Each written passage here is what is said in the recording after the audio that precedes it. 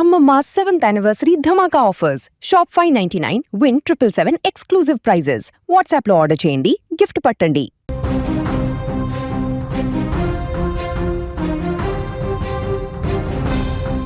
దక్షిణాది కాంగ్రెస్ కోటలో ఎట్టకేలకు అతిపెద్ద పొలిటికల్ క్లైమాక్స్ వచ్చేసింది.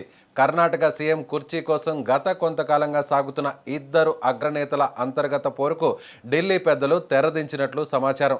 ప్రస్తుతం సీఎం సిద్ధరామయ్య తన పదవి నుంచి తప్పుకునేందుకు అంగీకరించడంతో ట్రబుల్ షూటర్ డీకే శివకుమార్కు సీఎం పగ్గాలు దక్కడం దాదాపుగా ఖాయమైపోయింది. జాతీయ మీడియా కథనాల ప్రకారం డీకే శివకుమార్కు సీఎం సీట్ ఇవ్వడానికి కాంగ్రెస్ హైకమాండ్ ఏకగ్రీవంగా మొగ్గు చూపింది.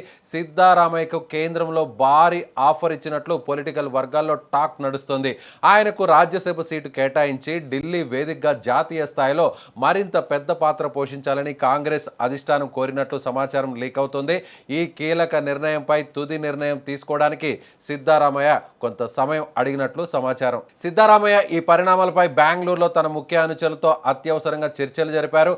అధిష్టానం నిర్ణయాలకు తాను ఎప్పుడూ కట్టుబడి ఉంటానని ఆయన తన వర్గానికి స్పష్టం చేసినట్లు వార్తలు వస్తున్నాయి. సీఎం పదవి నుంచి దిగిపోయేందుకు మానసికంగా సిద్ధమైన సిద్ధు 1-2 రోజుల్లోనే తన రాజీనామా పత్రాన్ని గవర్నర్కు సమర్పించే అవకాశం ఉన్నట్లు ఢిల్లీ వర్గాలు బలంగా చెబుతున్నాయి. అయితే మరోవైపు మంగళవారం ఉదయం నుంచే ఢిల్లీలో కాంగ్రెస్ అగ్రనాయకత్వం సుమారు 6 గంటల పాటు సుదీర్ఘంగా సమావేశమైందని, ఈ భేటీలో కర్ణాటకలోని 3 రాజ్యసభ స్థానాలు, ఎమ్మెల్సీ ఎన్నికల గురించి చర్చించామని, సీఎం పదవి మార్పుపై వస్తున్న వార్తల్లో ఎలాంటి నిజం లేదని పార్టీ ప్రధాన కార్యదర్శి కేసీ వేణుగోపాల్ స్పష్టం చేశారు. మీడియాలో వస్తున్నవన్నీ అనవసర ఊహాగానాలేనని ఆయన కొట్టిపారేశారు. నిజానికి కర్ణాటక కాంగ్రెస్లో ఈ లీడర్షిప్ సంక్షోభం ఈ రోజుది కాదు. 2023 అసెంబ్లీ ఎన్నికల్లో కాంగ్రెస్ భారీ విజయంతో ప్రభుత్వాన్ని ఏర్పాటు చేసినప్పటి నుంచి సిద్ధు డీకేల మధ్య తీవ్ర పోటీ నడిచింది. ఆ సమయంలో రొటేషన్ పద్ధతిలో 2.5 సంవత్సరాల తర్వాత సీఎం పదవి ఇస్తామని డీకే శివకుమార్కు అధిష్టానం హామీ ఇచ్చిందనే ప్రచారం ఉంది.